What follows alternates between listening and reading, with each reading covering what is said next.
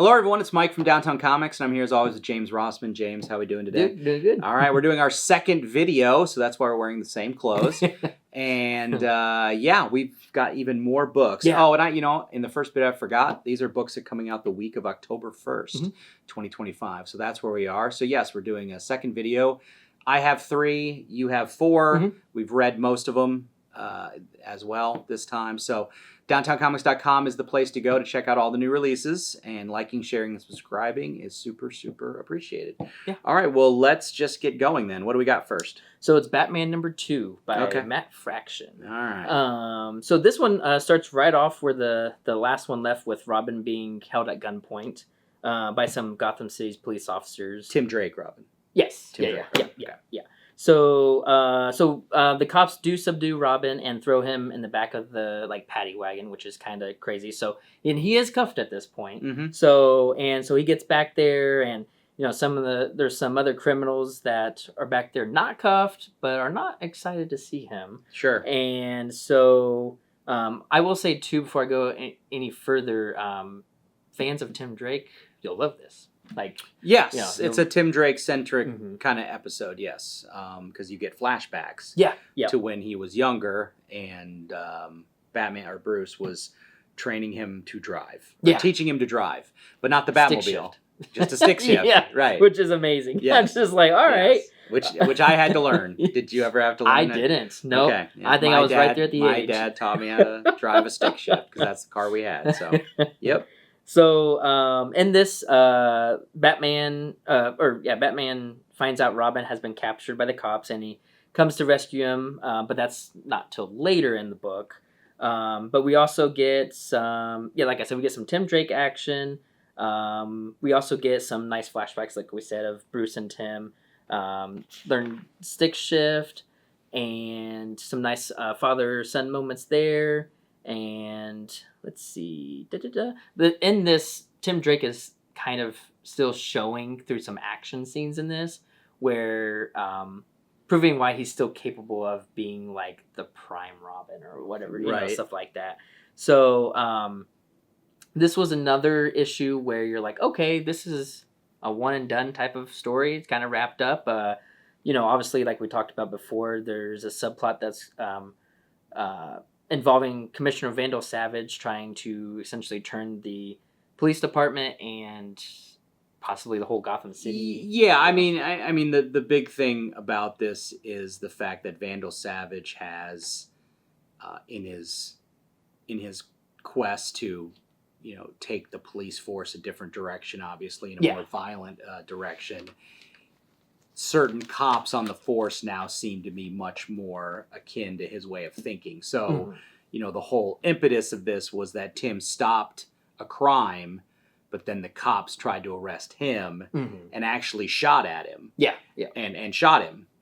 Tim Drake gets shot. So, and then what happens in the, like you said, in the paddy wagon or the van, is akin to things that have happened in the real world, that are not, that are basically, kind of police corruption or whatever like that. So this is very much a subplot of the police being much more aggressive, even before, of vigilantes, kind of thing. So we're seeing a slow and steady crackdown on all the Batman family in Gotham. And there's also, in this, there was a character that Matt Fraction created for this universe, I think, but will continue.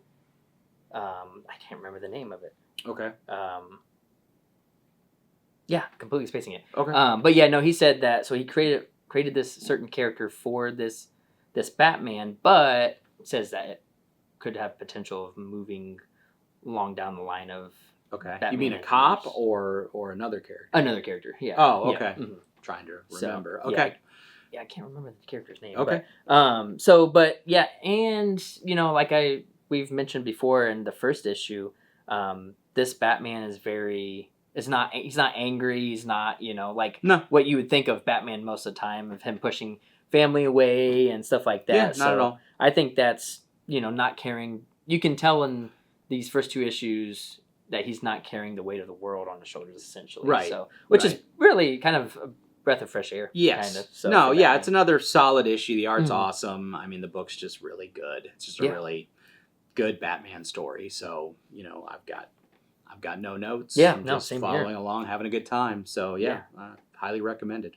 Absolutely. Yeah. Okay. All right, so that's it for that one. All right. So now you'll do one that I didn't read yet. So, Yeah. all right. So we got Amazing Spider-Man number 13. Okay.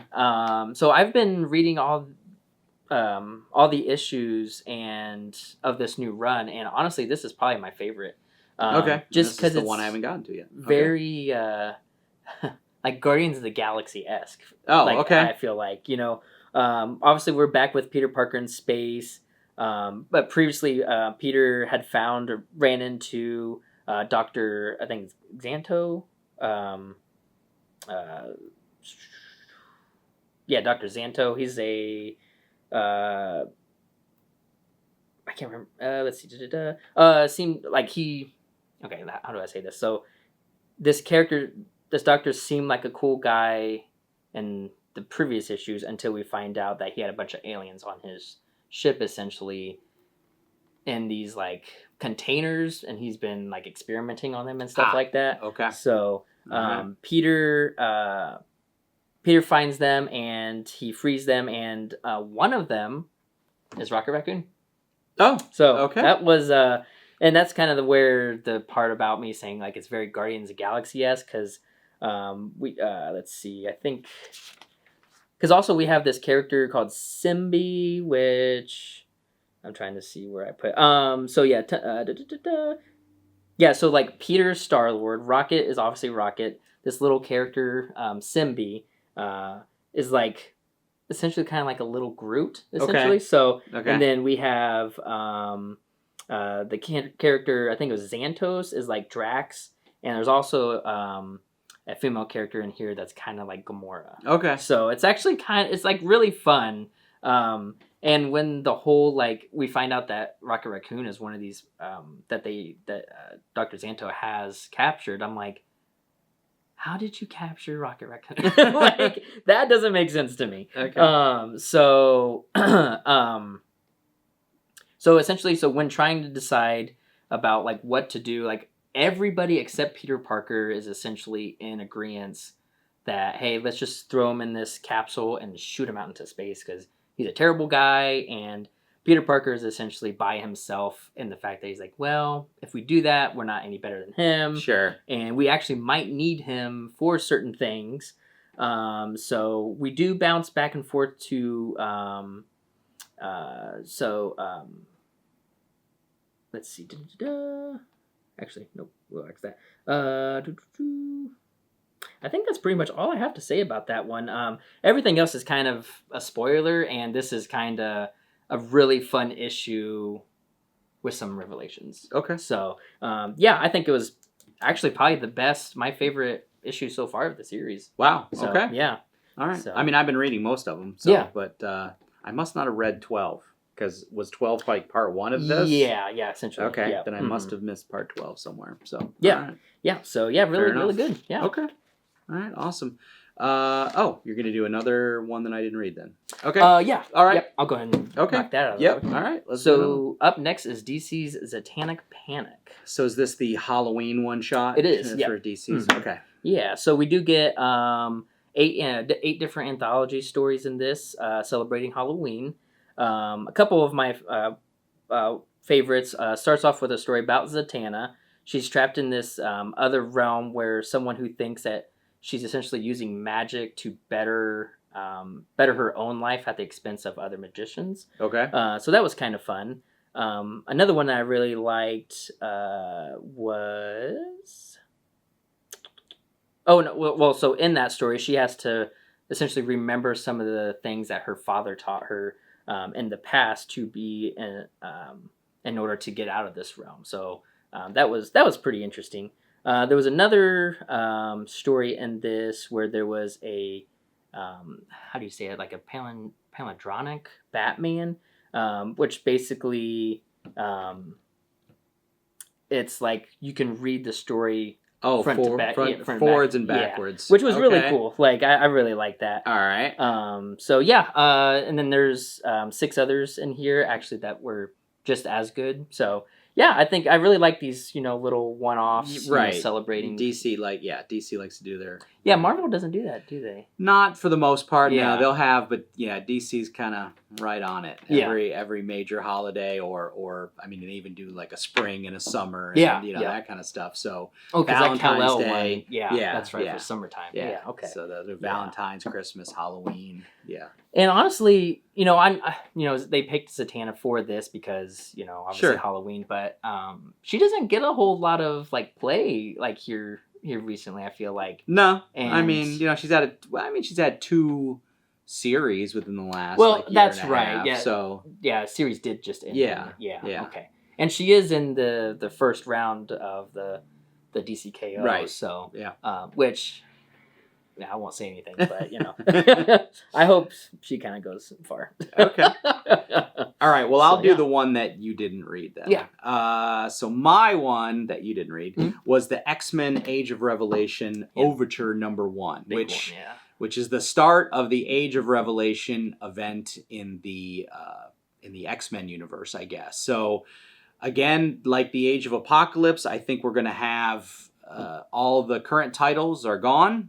To be replaced by different named titles set in this possible future. So we do get an idea of what's happened without spoiling a lot of everything. Revelation, Doug Ramsey has used his apocalypse type power, which is kind of like Preacher's power, the character Preacher, where he speaks and you basically have to you listen and do whatever he says, kind of. So he has kind of the power of the word of God, for lack of a better word, right? So he's obviously used this to start taking over certain parts of the United States. And it kind of, this one shot slowly gives you a little bit of the backstory. And I don't know how much of the books will dive into what happened between the end of the current universe and because they're certainly not at the start of this Age of Revelation. Right. They're already knee deep in it. And so the people that are left got super desperate, and this is pretty dark actually. Because if you were reading the X-Men books at the end of X-Men 22, when Revelation actually joined Cyclops' X-Men at the very last page, they shake hands and they join, and then Cyclops has like a seizure or something. And that's where that book ends. Well, you find out that seizure was that this group of refugee X-Men that have been fighting Revelation, desperate measure, they grabbed Cyclops' mind and dragged it into their present. Wow. So they basically ripped his mind out of his body and replaced the Cyclops that's there with the past version of Cyclops, the one that didn't. So basically, because I think it's actually stated in the dialogue, because Cyclops asks what happened to the Cyclops that was alive there, and they go, well, we needed you. Kind of like so they basically replaced it, like that Cyclops is dead, I guess, or not there. And there was one other character this happened to, so I won't reveal that. But there's 2 characters whose minds have been dragged forward into this altered timeline in order to help prevent it, I guess, or not really sure what's going on. So again, you meet a bunch of the X-Men characters where they are now. A bunch of them die right away.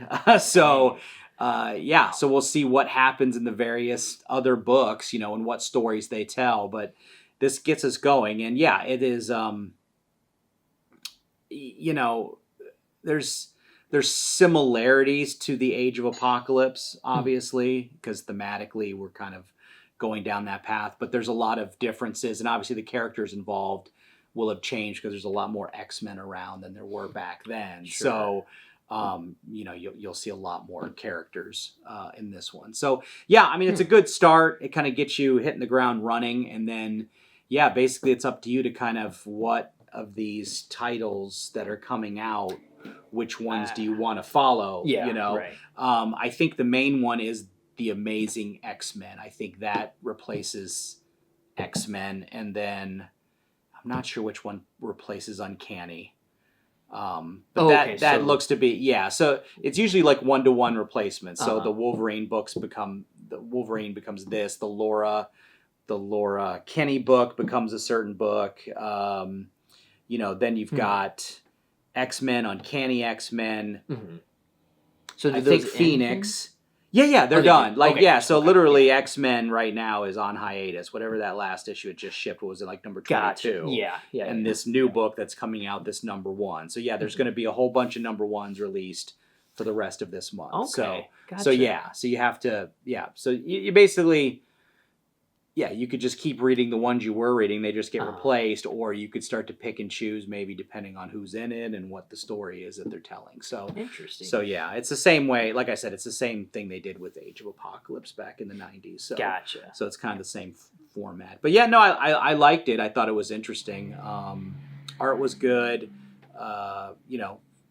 Stuff happens. It's and so a lot of X-Men die.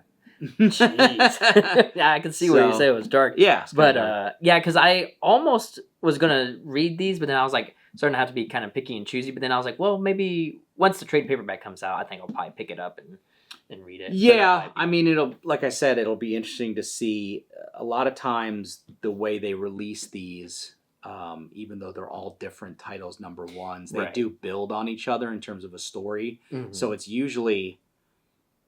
It's weird to say, but it's sometimes better to read them in the order in which they're released. That's instead fair. Of when you wait for the trade, they may trade them in, like they may trade just Amazing X-Men, whatever it was, 1 through 4, 1 through 5, however long they are in one book. Yeah. But it doesn't necessarily read like between issue 1 and 2. A lot of other books were released that fill in gaps, so maybe it's not quite like going from 1 to 2 to 3. It's like from 1 and then there's stuff, and then 2 and then there's stuff. If you remember, did you read Blackest Night? I did, yeah. Yeah, that was a big part of Blackest Night, where 1 would come out and then all the Green Lantern books would come out and kind of fill in a bunch of gaps, and then 2 would come out, but definitely if you just read 1 and 2, there'd be stuff in there like, when did this happen? Well, it happened, and all that side stuff. So when you read it in trade, it doesn't quite read the same as if when you read it as it was coming out, kind of in the order in which it was supposed to be kind of read. Which I wish they would do that, especially if you get an omnibus. They do, but even in the omnibus, I don't think like I said, I think the one good thing when they do like the Jeff Johns stuff, when they reprint those, I think they reprint them in reading order. They do? Okay, but gotcha. But because I think even in the omnibus, I don't know if they reprint it in reading. Like they print everything, but is it in reading order? Like, well, they just do 1 through 6 of Blackest Night, then all the Green Lantern Corps, then all the Green Lantern. Well, that's not the reading order. I mean, technically, it's you read Blackest Night 1, and then Green Lantern, then Green Lantern Corps, and then Sinestro, and then then Blackest Night 2. So those bigger crossovers, it's nice if they reprinted in reading order. I agree. Yeah, 100%. so we'll see. But we dovetailed there. But no, that's fine. So, but obviously, if you have any interest in this event at all, you definitely want to read this one shot because it gets everything going. So it kind of sets the stage. So sweet. So all right, last one. Yeah, Rook Exodus number 7. It's finally back after a year. Yeah, maybe not quite that. At least 6 months. 6 months, yeah. Okay. But well worth the wait. Oh, absolutely. I have to say right off the bat that Jason Fabok and I think it's Brett Anderson who does the inks.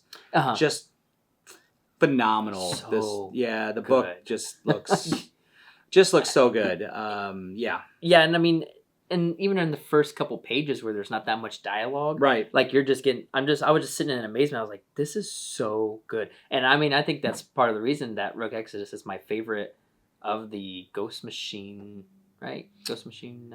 Series. Even though this one technically is its own thing. They're not tied together. It's the same company, obviously, but this one is the one that's not like Redcoat and Geiger. Yes. They're in the same universe. This Rook, as far as we know, I mean, if it is, then it'll be, they're not saying, but this is its own thing. So. Yeah, which I'm totally okay with that. 'Cause Yeah, it's yeah, so good. yeah. Now this is the beginning of another a new story arc. Yes, but it is a good. I think you can jump on. Oh If yeah. you didn't Oh, read the first, absolutely. I mean, you should Mhm. definitely go and get the trade and read, but you don't have to if you want to try it out. I think you could read this and Yeah. you get the gist. They give you the backstory, They enough do. backstory Yeah. to get you going. So Yeah. Yeah. So in this, Rook and Direwolf and these like little turtle like people. I don't remember how to pronounce the name of them, but well, the guy that's the warden of the turtles. yes, So the Warden of the Turtles. yes, the Yeah, warden yeah. of the turtles. Yes, I forget his name exactly. Yeah. So but they're yeah. essentially looking for Direwolf's father, the warden of, or known as Bloodhound. Yes. So basically, to like fix this engine that no one else can fix, essentially. Right. The whole concept is this Earth-like planet was run by basically a giant computer, Yeah. reactor kind of AI thing, and it malfunctioned, and that's why the planet was evacuated. And these people are still on it though, and they want to now fix it. But yes, the guy that created it is the wild. The Bloodhound, and he's gone cray. Yeah, that's a big thing. So they're trying to this, find him and then get him back to sanity because he's the only one that knows how to fix it, basically. Right. So that's the mission. Yeah. So in this also we meet another warden named Matterhorn. Yep, of the goats. Yeah, Warden the of goats. Yeah, and it's really funny in this because we see a couple panels where she's like, before there's any dialogue between Rook and her, where the ghosts keep eating the maps, right? And she's like, "Okay, come on now, like this is ridiculous." Yeah. Like, so I thought that was pretty funny. Yeah. But so yeah, they meet up with each other and to essentially go trying to go and find him. And we meet a couple of other wardens as well, who we only saw in maybe just a couple panels in. I can't remember which issue it was, but it was earlier in the first arc. So, but I think we're starting to see the Rook Exodus universe kind of expanding a little bit more. Well, yeah, I mean, now that first arc is over, and now we've got the bigger. The first one was just about the Warden of the Crows. Rook. He's Warden of the Crows. It was just his story about why he's there, what he wanted to do. And and then when that story ended, then the wider universe is now about the planet itself, and then again all the different wardens. I mean, they give you a quick look at this holographic map with all the little pictures of all the little faces. There's like 20-30 wardens, so basically every animal that's on the planet has a quote unquote warden. I mean, this book, like I said, this book seems specifically engineered to get bought up by a video game company or a movie company to make either a video game or a show, because it's got all the collectibles of, hey, go find the mask of this warden and recruit him, and you get his armor and stuff, and it's got all the TV show of like just this kind of like there's always new characters, and it's sci-fi, and so it's just. It's a good story, but you could just see like, oh, this would make a pretty cool video game, or this would make it, because it does have this kind of, here's our new mission. Here's our mission. Let's go and find our allies, and then go to the mission spot and stuff. And it would be super cool for the video game, but man, I would love to see this in a TV show. Like, it would be so good. Yeah, I feel like one of the streaming services could easily do this. I'm sure. So, but no, highly recommend it. Can't recommend it enough. The art is fantastic. Again, if you're a sci-fi fan, it's a pretty cool concept, and and they're just gonna keep going. Yeah, and also with this, I feel like with this series in particular, like all the covers are so good. Like, not even talking about the story. Yeah, just the covers of. No, like I said, the art's fantastic, and stuff like that. So can't recommend it enough. Yeah. All right. And did you have another one to do? No, I don't. Okay. You got another one? Yeah, so we do have a couple more minutes, and I'll go ahead and do Absolute Superman number 12. All right. So this is the start of a 3-part story called The Battle of Kansas. Okay. And so the last story arc ends with Superman being strapped to a table by Brainiac and essentially being experimented on and stuff like that. So and then we see Superman breaking away. And in this issue, we see Superman taking Lois and Jimmy to Smallville to essentially get away from the whole Lazarus thing and the whole Arctic base. But we do get flashbacks of when Superman was younger on Earth, but he hadn't yet met the Kents. So he's kind of by himself still and stuff like that. Okay. So, but he obviously does have So wait, soul. so in this absolute universe, Mhm. because I'm not caught up with Superman, Mhm. when he lands on Earth, he's not immediately found by anyone. He's on his own. Right. Okay. Yeah. Interesting. All right. Yeah, and he does have, I think it's pronounced soul, which is his suit, Right. essentially. So he does have that to talk to and to kind of, I don't know, more or less guide him. Mm-hmm. But this is more, I feel like this is as much of a story about soul as it is Superman. Okay. So there, we kind of see their bond growing more in this issue. And but there's really no like time for rest because Ra's al Ghul is beginning to essentially bring the full force of Lazarus against Superman and stuff like that. So we see like we actually get a full page of this where we see this exact thing happening. So where he's just bringing everybody to Smallville. So the whole battle is just going to take it, in place in Smallville. So it's probably Smallville, obviously, a lot of you probably know isn't that big to begin with. So it's like by the end, the whole town is probably just going to be destroyed. Right. So sure.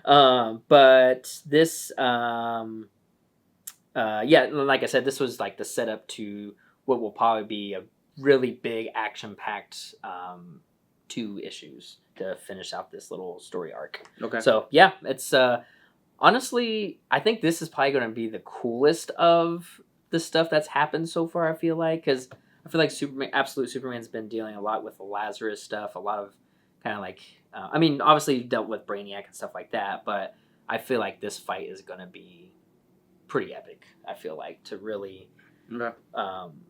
put Superman to his test. I feel like. Okay. So yeah, I'm still really liking him. Okay. So yeah. All right. So brand new arc. All right.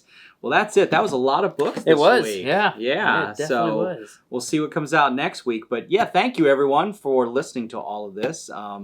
It's tough to choose what my favorite really book of this week was. Yeah. I'll be honest with you. Absolutely. Yeah. So all right. Well, thank you, James. Yeah. Thanks, Mike. All right. Appreciate Thanks it. for watching, everyone. Have a good day. Bye bye.